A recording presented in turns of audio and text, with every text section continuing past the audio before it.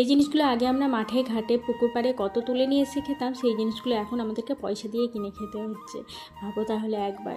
তো hello everyone, good morning সবাইকে। আবারও একটা নতুন ব্লগ নিয়ে চলে এসেছি। তো সেই দিন ভিডিওতে তোমাদের সাথে শেয়ার করলাম যে নিচের ঘরটা যেহেতু গোছানো হয় না, সেই নিচের ঘরটা সকাল সকাল চলে এসেছি গোছাতে। তো নিচের ঘরটা গোছানো হয় না কারণ নিচের ঘরে যেহেতু থাকা হয় না, তোমরা তো জানোই। তাই আজকে সময় বের করে ভাবলাম যে না, নিচের ঘরটা একটু ভালো করে পরিষ্কার করে নিই। আর এদিকে তো নোংরা আছেই, মানে চারি সাইডে জিনিসপত্র রাখা আছে, একটু নোংরা নোংরা ভাব লাগছেই। তো নিচের ঘরটা ভালো করে পরিষ্কার করে নিয়ে আসার পর চলে আসলাম উপরের বিছানাটা গুছিয়ে নিয়েছি। এবার ভাবলাম যে ঘর বাড়িগুলো একটু ভালো করে ঝাড় দিয়ে নিই। সকালে জানো তো একবার ঝাড় দিয়েছি, তারপরে তোজো স্কুলে যাওয়ার আগে আবার দেখো কতটা নোংরা করে নিয়েছে। তো চলো এখন ভালো করে পরিষ্কার করে নিই। যতক্ষণ না তোজো আসছে ততক্ষণই এই পরিষ্কারটা থাকবে আমি জানি। তো তবুও কি বলো তো, একটু পরিষ্কার না রাখলে না মনটা যেন শান্তি হয় না। তো এদিকে সমস্তটা ঝাড় দিয়ে নিলাম। আর কত বাসন জানো তো এখানে উপরে রাখা হয়েছে, যেহেতু এখানেই বাসন মাজা হয় ছাতে, তাই এখানেই সমস্ত বাসন জড়ো করে রেখে দিই। আর নিচে ঝুড়িতে গিয়ে গুছিয়ে রাখতে একদম ইচ্ছে করে না, কারণ খাওয়ার সময় আবার সেই নিচ থেকে উপরে নিয়ে আসতে হয়, যার জন্য উপরেই বাসন মেজে উপরেই রেখে দিই। তো এদিকে দেখো সেই কচুর শাক নিয়ে এসেছি কিনে। তো এই কচুর শাকটা যা দাম নিয়েছে মনে হয় 15 টাকা।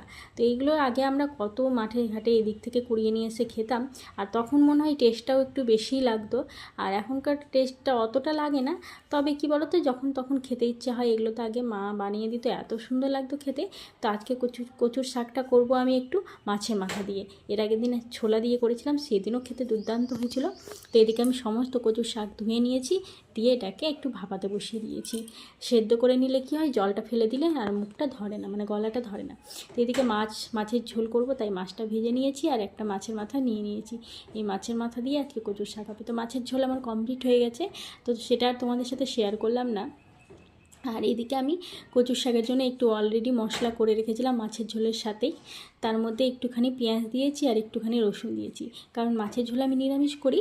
পর থেকে আমি পেঁয়াজ রসুনটা ওটার জন্য, মানে কচুর শাকের জন্য বেটে নিয়েছি এক্সট্রা করে। কারণ মাছের ঝোল জানো তো আমাকে একদমই পেঁয়াজ রসুন দিয়ে খেতে ভালো লাগে না। আমাকে সিম্পল জিরা আদা বাটা দিয়ে মাছের ঝোল খেতে ভালো লাগে। তো এদিকে বলতে বলতে দেখো আমার কচুর শাকটাও রেডি একদম। তো চলো এদিকে তোমাদের সাথে শেয়ার করি কী কী রান্না করেছিলাম। মাছের ঝোল, আলু পটল দিয়ে একদম পাতলা করে জিরা আদা বাটা দিয়ে, আর তার সাথে কচুর শাক। আজকে খাওয়া দাওয়া কিন্তু দুর্দান্ত হয়েছিল।